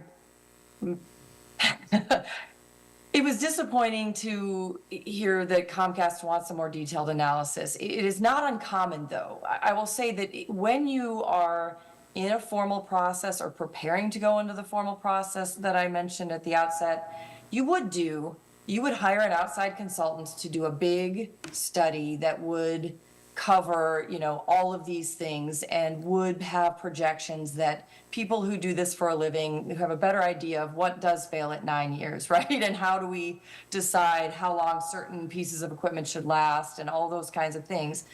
We are not in the formal process, so we have not recommended that the city pay to do that kind of a study. So, but we're trying very hard to reach an agreement. So Jennifer is taking on the task with MCM of just trying to do the best they can do to project out 10 years, to hopefully give Comcast the comfort that what we are really giving a good faith number here of what we see the PEG need to be. And so that's what we're trying to do. And I think that Samantha is trying to get as much information as possible, presumably so she can advocate, you know, for this is why she can say this, oh yeah, I see why you need what you're asking for. So that's what we're trying to do, is give her the information she's asking for so that she can see what the need is, and then you know, go to the people she has to answer to and explain to them why this is necessary. Okay. I would also like to echo Councilor Payne and Councilor Chenoweth that, you know, through our continued efforts as a city, from a policy perspective, to not just retain that 5% franchise fee for our general fund, we give, you know, 2.25% of that to MCM for their operational budget, which is different from PEG, but it shows that we have a commitment as a city. We're not just going through the motions, but we make a sustainable investment into that every year, and I think that shows the importance of what that channel is to our community. And if you look at the programming and how much diversity they have in that programming on that channel, week in and week out, the work speaks for itself. And so I would personally challenge Comcast to figure out a way to come to terms. And I know personally I would not be in favor of any more extensions on this franchise agreement. I agree. I was going to ask a question regarding timing, because it does seem like we've had several extensions. Realistically, what is the time frame that we're looking at? And I would also agree, I would not support another extension. But what can we expect going forward? And because we're in the informal process, there is no specific timeline. If we were in the formal process, I would be able to tell you we have X number of days to put together a proposal, then Comcast has X number of days to respond. But because we're informal, there are no specific deadlines at the moment. I think Jennifer and I have communicated to Comcast that we need to wrap this up. So I think that's been heard, and I think Comcast is on the same page that we all want to get this done. And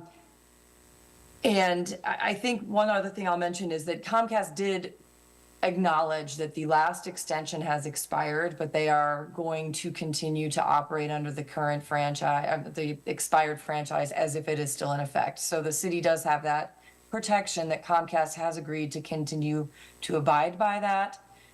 So I guess I'm not really answering your question. I think we're just, at some point, I guess Jennifer and I will get direction from you if you feel like the informal process has taken too long. Our option would be to trigger the formal process. My question for you, Nancy, on that would be, reading the timeline in the memo, it seems like there's 3 months windows where it's kind of an interactive document, and responses delayed or just not really a top priority for Comcast. So has that responsiveness accelerated now that we're actually getting active momentum, or is it still going weeks on end before we get written responses? I think in looking at the draft we got from Comcast a few weeks ago, I feel like there was a lot of effort put into moving on a lot of the items. Maybe not the few that I mentioned tonight, but I feel like there has been, in the last draft that we received from Comcast, an effort to move this forward. I know Samantha's in the audience, and I don't think she's intentionally slowing things down. I just think it's, sometimes it's a workload issue. And I think she's hearing you now express the importance to you all that this gets done as soon as possible. And I know that we will all work diligently to get there. And I do want to express, I appreciate Samantha taking the time to come and be here in this meeting. That is indicative of some good faith effort to move this ball forward. So thank you very much. With that, I'll call for any last questions of Nancy or Jennifer. Nancy, thank you for taking the questions and providing the answers. Definitely would like to wrap this up sooner than later, so keep up the good work, and thank you, Samantha, for showing up this evening, and look forward to hopefully voting on a final product in the coming weeks. Thank you. Good night. All right, that takes us to our consent agenda. We have 4 items on our consent agenda tonight. Ask if any counselors see anything on the consent agenda they would like removed for further discussion, and if not, I would entertain a motion to approve the consent agenda as presented. So moved. Second. We have a motion by Counselor Geary and a second by Counselor Menke. All those in favor signify by saying aye. Aye. Aye. Any opposed? Motion passes 5-0.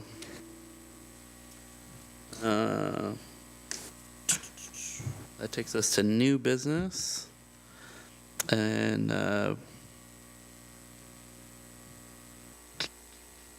this is to authorize city manager to execute an intergovernmental agreement between the city of McMinnville and Yamhill County for expanded community outreach services. And I'll call on city manager Jeff Towery to present. Thank you, Council President, members of the council. I'm pinch hitting for Chief Scales tonight, who was the primary author of this staff report. Over the last several months, Chief Scales, Library Director Berg, and I, along with Teresa Smith, representative of McMinnville Industrial Promotions, have been meeting with Yamhill County public health officials. I'd like to also note that Jason Hennis from Yamhill County is on the line tonight via Zoom, and I'll give Jason an opportunity to make a comment, and he may also be able to answer any questions that you may have. Over the course of the last several months, the county has been in the process of substantially expanding the community outreach services from 3 FTE to 12 authorized FTE. And as of our last meeting, 11 of those positions were filled and providing service in the community. The conversation that city staff and McMinnville Industrial Promotions have been having is about the opportunity to essentially subscribe for additional services. And over the course of the past several months, we've come to an agreement in concept about what those services could look like. We have proposed an intergovernmental agreement with Yamhill County. The city and MIP will have a letter of agreement so that their funds will be provided to the city and then directly to the county. Just briefly, the countywide COS services provide a 24/7 mobile crisis response for the entire county. They are 2-person response teams, and there are also risk evaluations done for mental health incidents. One of the things that we have talked about is a flexible scope of work, and so the information that you see in the staff report and also attached to the intergovernmental agreement is an example of the type of work and the volume of work that we'd expect, but we've intentionally left it flexible to be able to evolve the services as time goes on. We would have regular stakeholder meetings with city staff, partners such as Visit McMinnville, our task force training for individuals who might engage folks in crisis. Also, proactive outreach to individuals that have been known to demonstrate behaviors, visible patrolling, tabling at selective events, working with municipal court, and coordinating regular staff meetings, primarily with the police department and the county team. This is a proposed agreement that will, after the council approves it, will go to the county commission for adoption. We expect that the services would go into effect on March 1st of this year. It's a 12-month agreement with the opportunity to mutually extend for up to 3 years. The total cost at this initial stage is $40,000, $25,000 of which would come from MIP, and the balance would come from the city. We would initially use some of our opioid settlement dollars for the city's share. I'm happy to answer any questions that you have, but before I turn it over to council for questions, let me see if Jason has anything that he'd like to add. Yeah, well, thank you for the opportunity to share a little bit about the work that we've been doing. We have a long history of having a mobile crisis team, but it was resourced very differently. It was essentially swing shift only with single employees, and they worked exclusively with law enforcement sort of when they were requested to a scene, when there was mental health issues going on. The state has given us some additional funding to make those things available 24/7 and have it be two-person teams. And we see that there is an opportunity, bandwidth we don't often have in behavioral health, to do some more proactive outreach and not just, so what we have right now is sort of a response model where we get calls, we get requests, and we come out, but to be more proactive and do more engagement in the community and in partnering with the city and stakeholder groups to facilitate relationships, be recognized in the community, and hopefully engage some of the members in the community who we know are struggling and who maybe aren't accessing resources through the sort of typical pathways. Thank you, Jason. And the staff recommendation is that the council by motion authorize the city manager to execute the intergovernmental agreement between the city of McMinnville and Yamhill County for expanded community outreach services. We're happy to answer any other questions you may have. Thank you, Jeff, and thank you, Jason. Open up for questions from the dais. Looks like Councilor Chenoweth has a question. I do. In looking at the termination clause, it doesn't specify, and this may be for our attorney, it doesn't specify any recoup of costs should we need to terminate for whatever reason. Is there recoup of cost, or is it just we've paid it for the year, and if we terminate, the services stop and we've lost the money?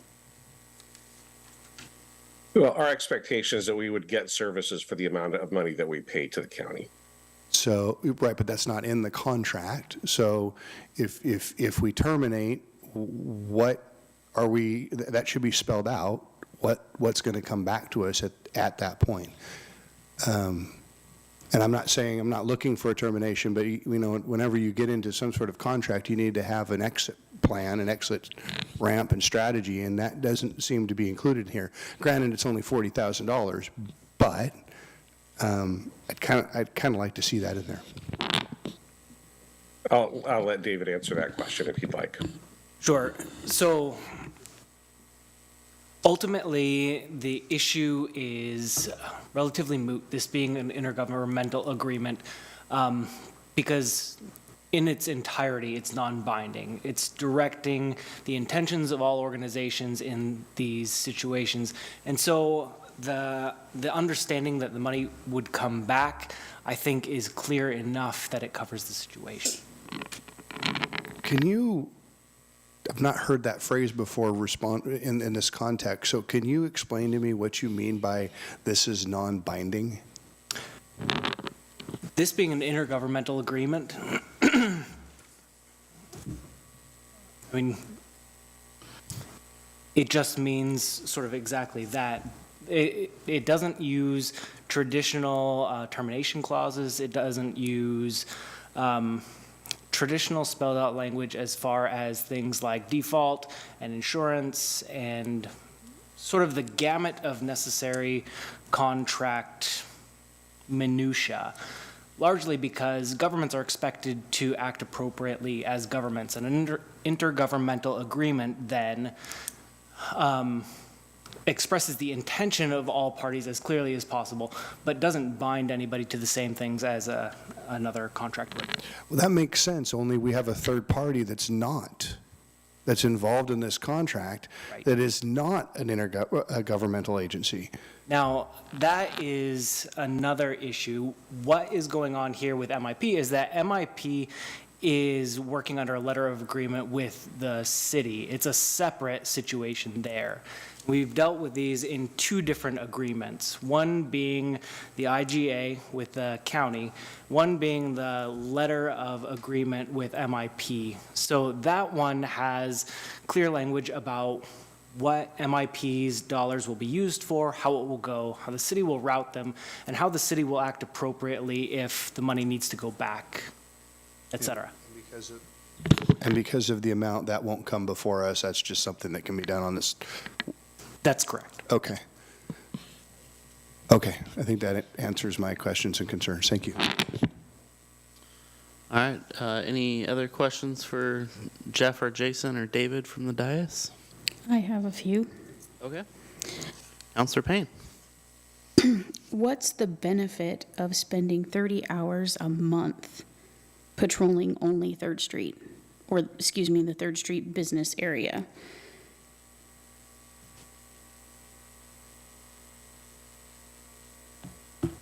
So we identified areas where we feel like there are regular and consistent opportunities to engage with people who may be experiencing crises of mental health. And 3rd Street is an area where we see a lot of that conduct happening. The patrol isn't necessarily limited to 3rd Street, but because we know it's a high traffic area, a lot of tourists, a lot of local shopping, a lot of jobs, and a lot of incidents, it is an area where we wanted to provide some focus.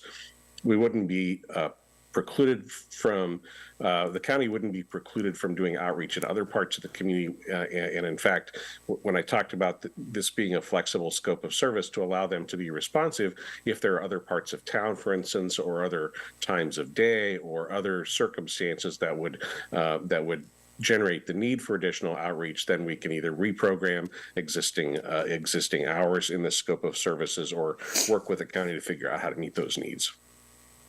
And Jason may have some additional comments as well.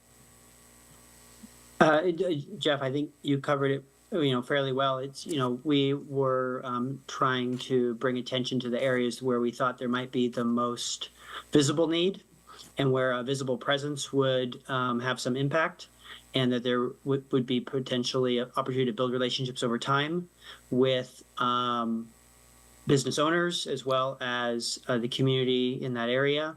And sometimes some of the people that we might be trying to do outreach to are sort of frequently in those areas. And so there's a chance to build a relationship with them over time as well if we are if there's a rhythm to the work that we're doing and people expect to see us. But flexible, as Jeff said, if there were other areas and requests for particular outreach in certain areas, that would be something that we would be doing as well. Yeah, I guess I'm a little bit more curious about, in terms of proactive outreach,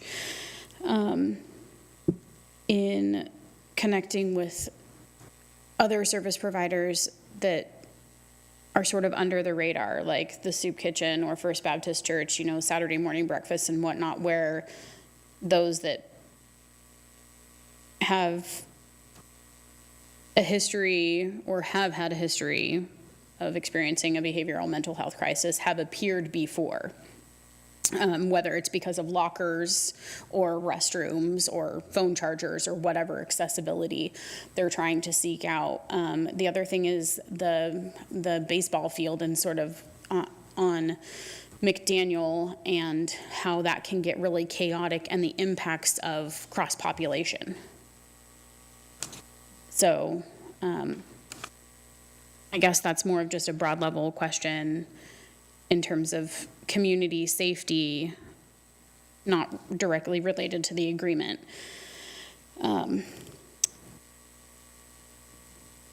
Yeah. Well, again, there's nothing in this scope that would preclude any of that outreach from happening in any of those specific examples that you gave, Councillor Payne. Right.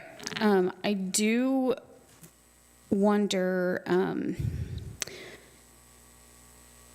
I'm struggling with items 6 and 7 in the IGA, which relate to the skill and knowledge to meet the needs of the population, and that professionals be qualified and professionally competent. Not that I'm questioning that most of the county staff is. There is a lot that is not.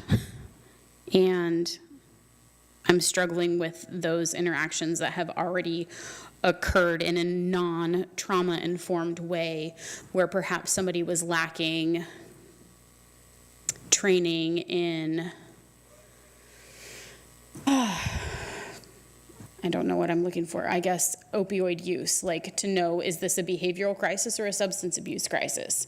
Like what are we really looking at? And are we, because just taking somebody to the hospital or just interviewing them or just somebody objecting to navigating our very challenging systems of care is insufficient just because they graduated and they have a master's in social work or something.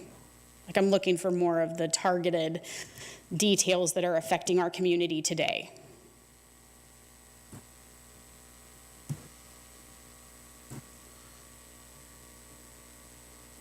As far as the sort of experience and training of the team that we'd have doing this, these would be people who have training in several ways, right? So there is, of course, the educational background that they have to have for some of the credentials and things that are a part of the team. The team is composed of a master's level clinician, and the second team member has to be either a bachelor's level or a peer support who has training in peer work. So that's why they've gone to two-person teams. So there's sort of a multidisciplinary approach to that. The other thing that that some of it is the leadership that Oregon Health Authority has taken in the mobile crisis expansion is they've created a mobile crisis training academy, which they have laid out a training regiment and all the required trainings that the staff are supposed to do. That are in addition to the training, we'd have all of our mental health staff do, like that are doing clinic work and other kinds of services. And then some of the people that are on this team have been doing this work for a number of years already in the community, not under the scope of work that we're presenting today, but in the community with law enforcement, co-responding to those sort of behavioral health crisis calls and overdoses. So the work is familiar to them. They're not, this, although it's a new scope of work that we're presenting to the city, this is similar work to what they've been doing already in the community. And we also are presenting the opportunity to do trainings with stakeholder groups, and I think that those have been well received so far. And we do training with McMinnville Police Department every year as part of their CIT training. We are, and it's open to more than just McMinnville PD, but it's law enforcement-based training that McMinnville often hosts. So we've got our staff, the mobile crisis team that's doing this kind of work we're talking about are largely presenting in those trainings with law enforcement, where they're training them on how to handle these incidents in the field.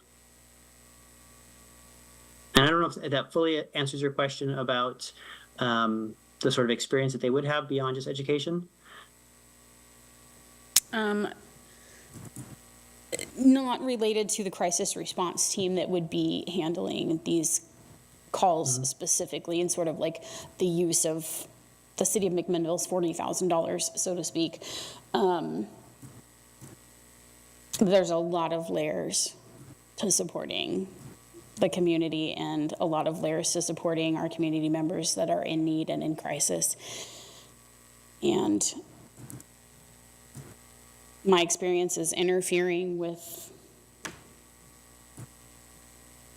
my questions and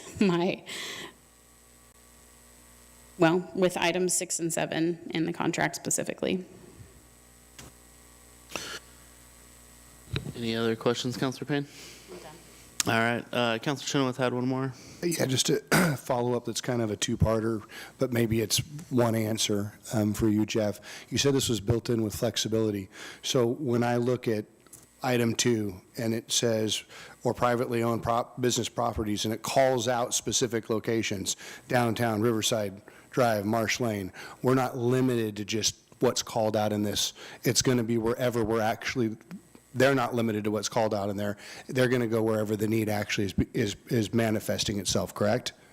Correct. We've identified areas where we know there's a concentration of activity historically. Yeah, it seems a grand oversight that we missed McDaniel Lane, but that's fine as long as it's going to be covered. The second part is, in 2 and 3, we have 8.7 per month of hours and 30.3 per month of hours, 30.3 for downtown, 8.7 for everywhere else. Sorry, I've got frog in my throat. That's not hard and fixed either, correct? We could end up using 10 downtown and 37 or 27, whatever's left, in the rest of the community if it turns out that that's where the greatest need really is at, correct? That's correct, yes. Okay. I would argue that Councilor Payne's point about 3rd Street, while it's important, and while there are problems on 3rd Street, the concentration and the issues are greater in other areas of the community at this time. And so I would, somebody's going to blow, I think, in just a second. I would look at maybe changing that ratio just a bit and get more to where the concentrations are at and less maybe to downtown. That'd be my only piece of advice. Otherwise, thank you for doing this, because taking some of this load off the police officers to have to deal with these behavioral concerns is something we've been asking for on this dais. And I look forward to seeing this be put in place, and I hope it will serve and actually fit the need that we've needed in the community. Any other questions or thoughts from the dais? Councilor Geary? I would just thank the city staff for their hard work and thought and attention and time to craft and bring this program to fruition. And thank you to Jason and your team at the county and health to be participatory and share your resources with the city, who desperately needs it. And it's a good example of city-county overlap. Thank you. All right. I'd just like to echo the thanks. It's absolutely wonderful to at least see us start on this. Yeah, I'd also like to say thanks to you, Jeff, and Jason, and Matt, and all the other city staff that have worked on this, and especially MIP and their partners and boards that, really got the seed money in here and got this moving forward. So it's been a long time coming. I remember being in this room when we had the Whitebird presentation from Eugene years ago, and as I expressed to you, Jeff, it's a move in the right direction, but there's a lot more work to do. So hopefully as we find some success, we can also find some momentum to further fund this and relieve some of the burden off of our public safety individuals, and let those that are more apt and trained to deal with these issues with Jason and your teams to take this on and de-escalate situations before they get out of control and fully require police presence. So, Council President. Yep. May I add something, please? Yeah. I would like to apologize. Earlier when I was speaking, I was conceptualizing something else. I was thinking about something else. Using the term non-binding for this agreement was not appropriate. It is not a non-binding agreement. I'm sorry, my mind was on something else. Everything else that I said holds true, and the situation with the 2 different agreements holds true. This is a binding agreement. Thank you. Thank you for that clarification, David. So hearing nothing else from the dais, and if Jason and Jeff don't have anything else to add, I would entertain a motion to authorize the city manager to sign the IGA with Yamhill County for expanded community outreach services. And send this to the Board of Commissioners. I move that we allow the city manager to sign this agreement, please. Second. We have a motion by Counselor Menke and a second by Counselor Geary. All those in favor signify by saying aye. Aye. Any opposed, nay? All right, motion passes unanimously 5-0. Thank you, counselors. That takes us to resolutions this evening. And first up would be consider Resolution 2024-08, a resolution appointing Debbie Harmon Ferry and Meredith Maxfield as representatives of the City of McMinnville Budget Committee, and I'll call on our Finance Director, Jennifer Collier, to present. Yes, thanks. So this, every year, we need to replace members of the Budget Committee. Twice a year, or 2 times in a row, it's 2 people, and then on the off year, it's 3, because the total is 7 members. So this year, we only had 2 vacancies, and we had 6 applications. We ultimately had 5 interviews, and the applications are in your packet. And the recommendation from the council members present at the interviews were to want to reappoint both Debbie Harmon Ferry and Meredith Maxfield to their both second terms to come back to the Budget Committee for another 3-year term. So that's the information. And I'm not sure I know Debbie had a potential conflict, did want to be here, but I think, yeah, she's not in the room and doesn't seem to be on Zoom, but Meredith is. Thank you for joining us, Meredith. So any council discussion relating or questions relating our Budget Committee appointments or the process that we undertook? All right. We did have a lot of, all the applicants were good applicants, I feel like. So Yeah, it yeah, was- definitely a very strong applicant pool, which is great to see. And I appreciate the number of applicants. It's Yeah. not all the time that we get so many people applying for budget committees, so I'm grateful for that. Yeah, I think it just shows great interest in, the city and how we are budgeting and things that came before us and that will come before us in the years ahead. I think definitely having our under levy right now is of interest, and I think we'll continue to see strong applicant pools in the Budget Committee process. From diverse perspectives, I mean, there's very diverse applicant pool that we saw and interviewed. Any other discussion? Hearing none, I'd entertain a motion to approve Resolution 2024-08. So moved. Second. We got a motion by Councilor Geary and a second by Councilor Payne. Any council discussion? All those in favor signify by saying aye. Aye. Aye. Any opposed? Nay. Motion passes 5-0 unanimously, and I'll call on Meredith if she'd like to say a few words. Hi, thank you. Looking forward to another few years. Have a good night. Thank you, and thank you for hanging in there for an hour Well and a said. half. Well said. All right, that takes us to consider resolution number 2024-06. So moved. A resolution to submit an application for McMinnville Second. 2024 Housing Rehabilitation Community Development Block Grant, CDBG, to the Oregon Business Development Department, OBDD, and appointing Community Development Director Heather Richards as both the project and environmental review certifying officer, and I'll call on Heather Richards to present. I have no further information to present outside of your public hearing staff report. No PowerPoint? Nope. All right. Thank you for that. And Thank you for no PowerPoint. Yes, let the record note. I've been waiting for a 10-page PowerPoint. And getting out early. Me too. I think you'll get plenty of PowerPoint next Wednesday. 10 pages might actually be more like 20 to 40 slides, just saying.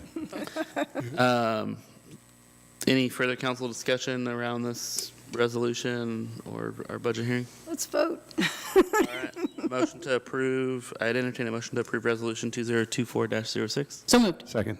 You have to do this As quick. amended. As amended. So moved as amended. Second. All right, so we have a motion to approve resolution number 2024-06 as amended by Councilor Payne, and a second as amended by Councilor Chenoweth. All those in favor signify by saying aye. Aye. Aye. Any opposed? Nay. Motion passes unanimously 5-0. Anything for the good of the order? I will now adjourn our city council meeting at 8:29 PM.